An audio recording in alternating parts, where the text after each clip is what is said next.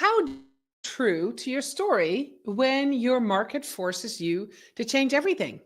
If you're like me and my guests today, you probably have felt a shift in the market in 2025. On this episode of Strategy Talks, I sit down with Haley Walden to dig into how the most resilient creators pivot not just what they sell, but how they talk about themselves, right?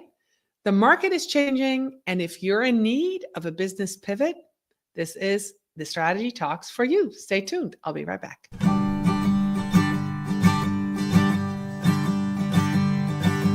Let's strategize together.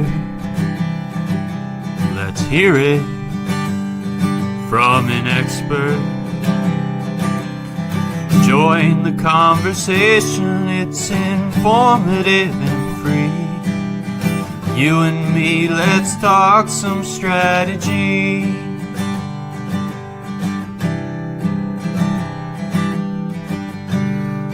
Now here's your host, Morin-van.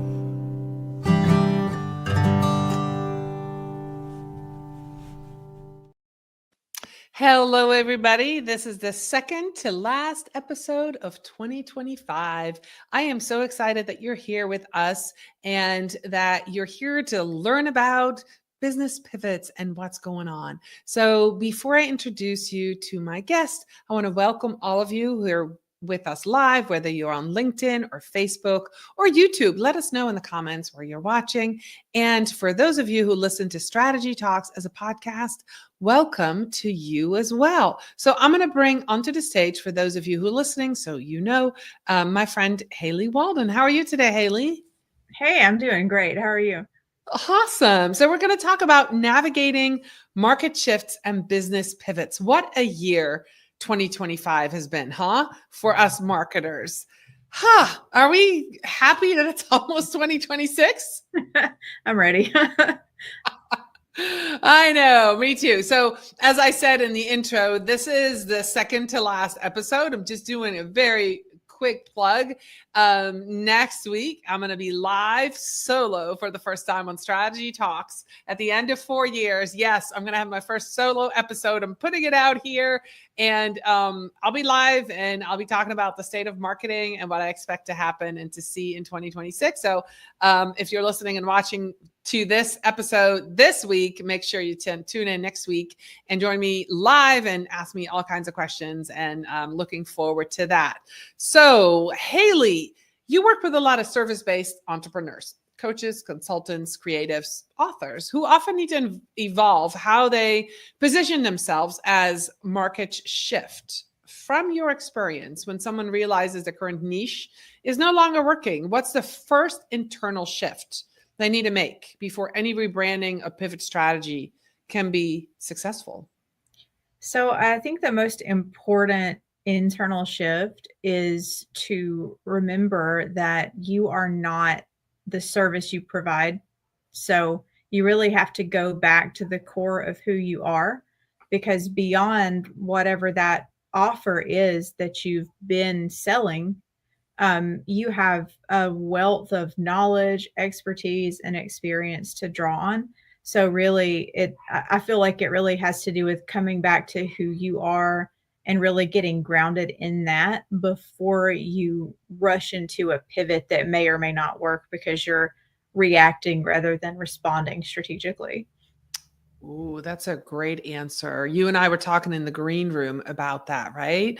And one of the things that I shared is for years, I've been an organics social media specialist and I've been a social media strategist. And I've pivoted in the last year or so to position myself more as a content strategist because I do way more than social media. I get pulled into email marketing campaigns and live stream shows and podcasts. And, yes, it's still organic social, but it's way more than just the social media content. It's all of the content, right? That lives on the website and that lives in emails. And so I've pivoted in that regard myself. So I love that answer that you just gave, Haley. That is great. So you've spoken about balancing client work and personal creativity. So let's talk about your own creativity. You're an author, you're a martial arts I don't know what kind of martial arts. Tell us about that. Let's do that before I say something that's not true. You're doing a lot of creative things. So let's talk about that. And then let's talk about how that helps you pivot when you need to and how it helps you help your clients. Yeah. Okay. So as far as the author side of things, I write epic fantasy novels. So it's another business that I've been building out, and it's also a creative outlet for me, which is awesome. Just drawing on a lot of, childhood nostalgia and love of pop culture and those kind of things. And then I've also been a martial artist since I was 14. I train in Tang Soo Do. I've also done some Taekwondo, Qigong, a little bit of Tai Chi, a little bit of Jiu-Jitsu. But my right now, my preferred art is Tang Soo Do. And it's a Korean martial art, very similar to Taekwondo. I'm a 2nd degree black belt in that art.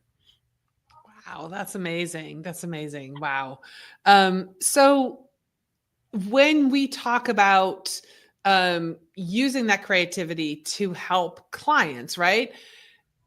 How do you decide which part of the creativity to lean into? Because, we're just talking about how marketers, let's say it out loud. A lot of marketers have been laid off. A lot of companies are shrinking, marketing departments with the rise of AI. We've seen a huge shift in what kind of jobs are available. And it doesn't mean there are no marketing jobs available. The jobs will look different. We have to lean into that. So when we talk about being a creative, you're a creative writer. I do a lot of video. I do a lot of writing.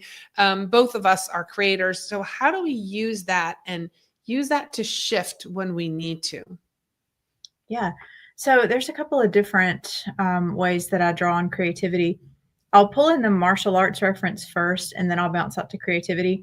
For martial arts, a lot of times, if the market's uncertain, if things are happening unpredictably in business, which is fairly normal in certain seasons. It helps me to kind of tune back into the internal discipline that you cultivate through your martial arts practice. And it can be really easy to get unplugged from that when you're in the middle of a difficult season in business or otherwise. So I like to pull in the mindset that I've cultivated through that practice and apply that to, things that I perceive as obstacles. If I stay rooted in that, and oddly enough, it might sound counterintuitive, but if I actually go and train, if I'm really feeling mentally blocked, it can help me to move my body. So you don't have to go be a martial artist to apply that principle, but if you find some kind of physical embodiment practice, even if it means like take your shoes off and walk in the grass outside, if you get back down into your body, that makes a difference too in the way that you show up. And then with the creative aspect, so for me as a creative writer, I have transferable skills that I can pull from for writing fiction. And it can be really easy to compartmentalize and silo, like creative over here, business over here. But when you're talking about, the work that I do as a content strategist, as a copywriter, obviously, as an editor, but you pull all those, you pull on emotional threads in all of those scenarios with, and, that's one of the things that I've really built out through creative writing is to be able to write scenes and settings that are emotionally resonant for the reader. You feel immersed in those things. So you could take that skill and apply it to content strategy. Suddenly you're thinking about the target audience of the client, and you're, okay, what connects with the target audience? What do they want from this exchange with your brand? What do they need? How does that need to make them feel? What's going to make them, pull the trigger metaphorically to do business with you on an emotional level? The same thing with copywriting. What words, what language do you need to use that's going to create that emotional environment for the buyer to be more willing to engage, right? And so it's so easy to think about business as this sterilized thing, this other entity that's way over here and not connected to creativity. But really, there's, I think of it as a transferable skill. And you just think about, okay, like what thread do I pull on from this part of my life? And how can I apply that to this current, issue or obstacle or, whatever. But that's how I look at bridging. No, I think that's great. And again, we were talking in the green room and you was just sharing how you've updated your own website. So you've used some of that creativity as you make your own business pivot in this marketing shift and what you offer. And that's one way to be creative, right? To, work on your own content. Us marketers, we sometimes forget to do that. And this is, I was just reading something by Joe Pelusi, who was a keynote speaker. I think he might have been the closing keynote at the B2B forum in Boston in Handley's conference. And he shared on LinkedIn, I wasn't able to go this year, but I shared on LinkedIn that, in the next 10 years, all of us are going to change the way we communicate because of, glasses, and everything that we own is going to communicate with each other. So whether you have a phone and glasses and your car and your home, and everything is going to talk together, and your whatever content you want, it's going to be at your fingertips. So in order to get ready for that, to be found, the one thing that we have, and as marketers, we have a leg up because we know how to do this as content strategists, you and I have, 3 legs up, is to create our own content. He was like, start a podcast, start a blog. If you're not doing this already, you need to start now. And so I think the message, if you're watching this and you're a marketer, you're a business owner, if you're posting content, but you're not creating content, and I think there is a distinction there, I think that you need to start doing that and start working with somebody like Haley to figure out, what am I creating that in 2 years, 3 years, 5 years, 10 years is still going to be part of my business. When somebody, walks from their home to their car or is talking into their glasses and they have a question about your business, will you show up? That's the work we need to do now and in 2026.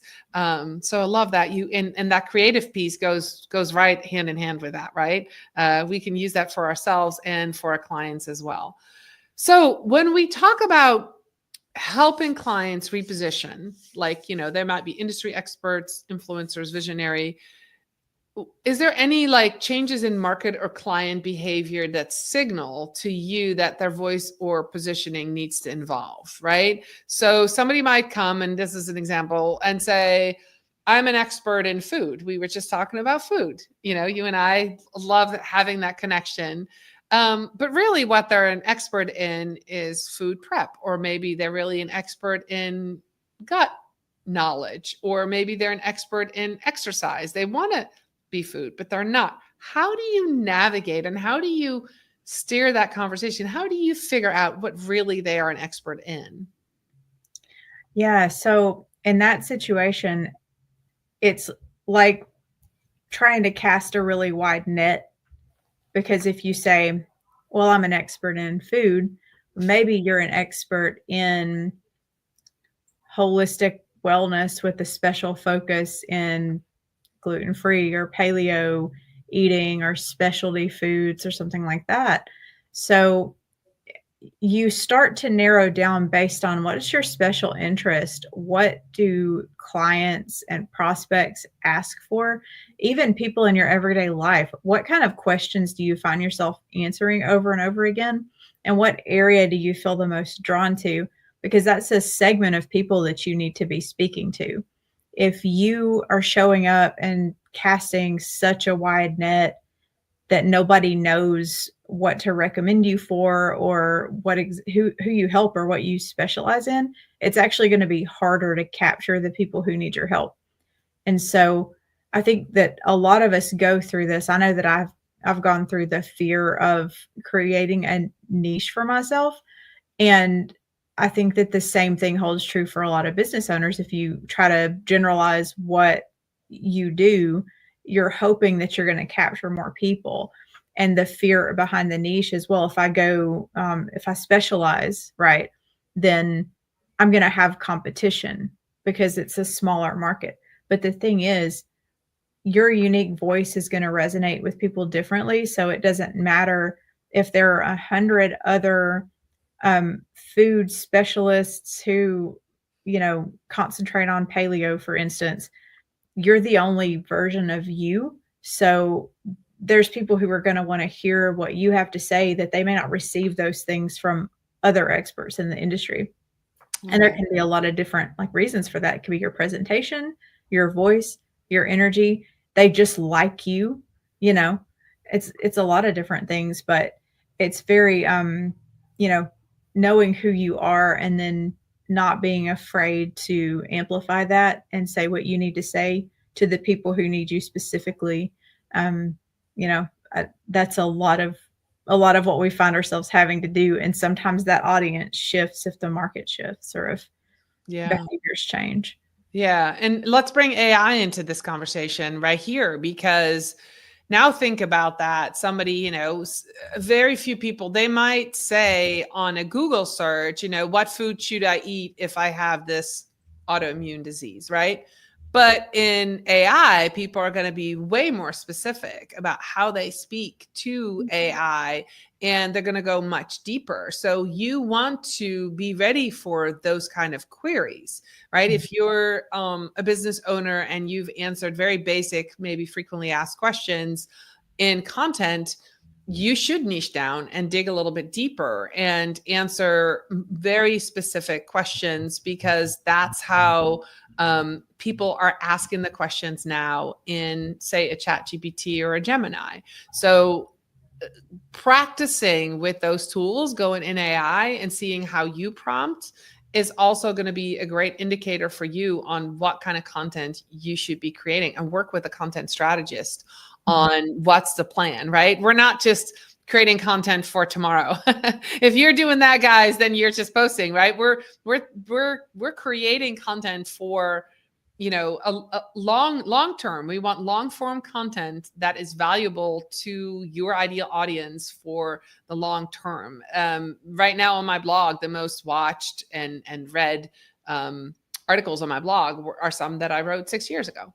Right? They're still valid. They have had a lot of juice behind it, a lot of eyeballs. Google knows it's good content and keeps sending people there. So what you're building now is going to bring people later. So really think about that, and then think about what AI, how people ask questions to an AI and answer them that way. Be deeper about that. And Haley, how do you use AI when you work with a client on talking about market shifts and business pivots? Do you pull in data? Do you pull in voices?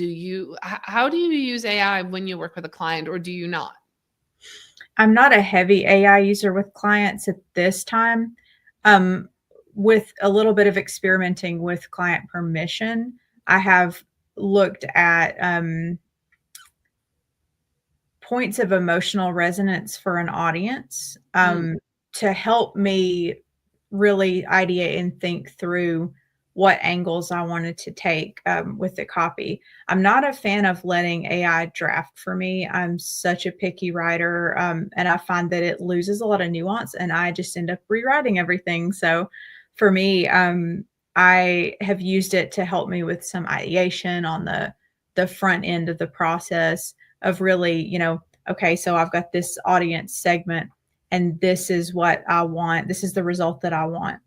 This is the action I want them to take. What are some emotional drivers that would help this audience? And for me, instinctively, I oftentimes already have in mind what kinds of answers I want. I just want more options and more variations on the answer that I may not have thought of. And so it really helps me with kind of broadening the scope of what the triggers could be for the buyer or the customer. But yeah, I'm starting to play with it a little bit on the strategic end, just to really kind of juice up my thinking around how to draft something if I'm writing. And again, the way that I operate with AI is not necessarily inherent in my business. It's more if I've had a discussion with the client and they want to incorporate it, then I'm happy to see if there's a way that we can use it to help create maybe an expedited process in certain parts, or more efficiency where that's possible. That makes a lot of sense. Yeah.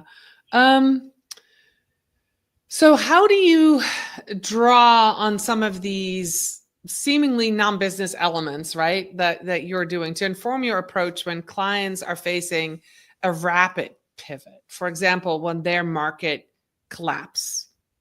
Say that's a catastrophic, some of us are seeing that in marketing. Market collapses, there's no work. I'm thinking project management's going to be out there for a while, but maybe social media management, I don't think it's collapsed yet, but there are pieces of the marketing process that are going to just be automated. Let's be real. So if you have a client in a certain industry, and their market collapses, not just shifts, how do we work? How do we help them figure out how to pivot that business? And is that something that are you set up for as a strategist, as a content strategist? Are you having that conversation with them? Is somebody like that in a panic? Are they like, let's talk about that, because I've got some thoughts on that myself on how to approach that, but I would love to know how you would do that, because I think a lot of us are facing that, where some parts of our businesses are irrelevant at this point. Yeah, and I haven't really had that conversation.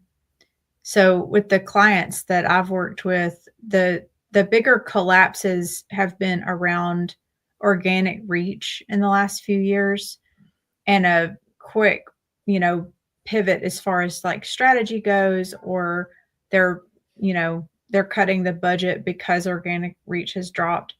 And I think that goes, I wanted to touch on something in a moment on that goes back to your conversation around AI search and, what's coming up for people, when they ask questions to AI, that sort of thing. But what I'm noticing more is, shifts that people need to make based on what's happening with the tech and what's happening with Google. If a client's market completely collapsed, I think the way to triage that, and I'm thinking from a solopreneur maybe perspective rather than corporate. I don't want to speak to a large organization answering this theoretically, but for somebody who's running a solo business, I would probably try to bring them back to, what are the transferable skills, and what's the value, and what are some adjacent skill sets that you've built, or, maybe even going back to something that you did in the past that you have experience with. It really depends on what the business is. Are there new offers that you can develop for the market as it stands right now? Can you lean into tech? I've seen a lot of copywriters who embraced AI and started learning how to be prompt engineers, and then started teaching people how to use AI for their copywriting, for instance. I've seen others, because copywriting was a market that's been, deeply affected by AI. I've seen other writers niche down and go in highly specialized direction in order to keep getting clients as writers. But really, it all kind of comes back to, what's your skill set? What's your area of interest? Is there a quick pivot that you can make, embracing a tech, or going back to something you used to offer that you don't now? For me, it's, I've been on a pivoting journey into more strategy, but I've actually doubled down on, finding copywriting clients in times that things seem slower, as I'm trying to build up the strategic offers.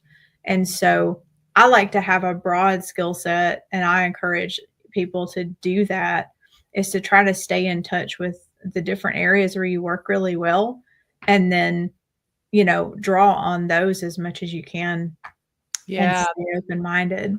That was great. That was actually going to be my last question. Like, as you are pivoted, I have pivoted. I shared that, I'm doing the same work. I've just relabeled it as a broader, which is funny because we're talking about niching down, but social media strategist and organic social media is so niche, and people probably didn't quite understand it. So content strategist, yes, they get, but I'm still hands-on as well.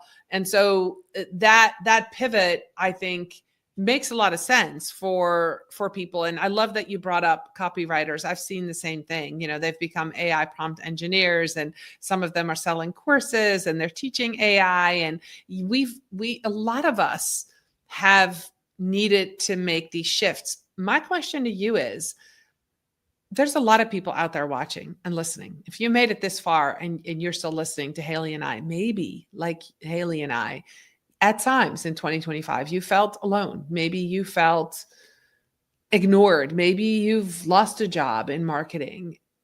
What is some advice that we can leave people with that are in this navigation period, that might feel alone, might feel a little bit of desperation, might think, I've heard so many people say, I'm getting out of marketing. What can we say to them, Haley? What do you and I have to offer to somebody who feels that way? Because I think there's quite a few of us out there who are, struggling with, getting new clients, or having lost a job and not being able to find a job, or needing to make that pivot. Let's talk to the marketers out there. Do we have any encouragement? What can we share with them that can move them forward after listening to this? Yeah, this dovetails into what I was thinking about saying about, you were talking about specificity in prompting, right? And when we think about that, when it comes to our expertise, so we want to get out there and talk about what we know, talk about what we've experienced. And when you're in distress and you're in the middle of a pivot, you're trying to figure out how to find the next clients or the next projects, it can be difficult to get into that creative flow. But more and more, it's becoming important to show up as an expert. And this is the same for brands. I've seen quite a few conversations around this, and I agree and can add to it. But the idea of having subject matter experts in your brand offering their expertise, their perspective. We can't play the game that we played a few years ago with SEO, where brands essentially piggybacked off of competitors and everything was about what's the mix of keywords that you can rank for. It's not that SEO doesn't work anymore. It does. However, now what the search engines want is real expertise. So we've been inundated with AI and tech, but AI does not have your lived experience. It doesn't have your work experience. It doesn't have the combination of lived experience and expertise that you have.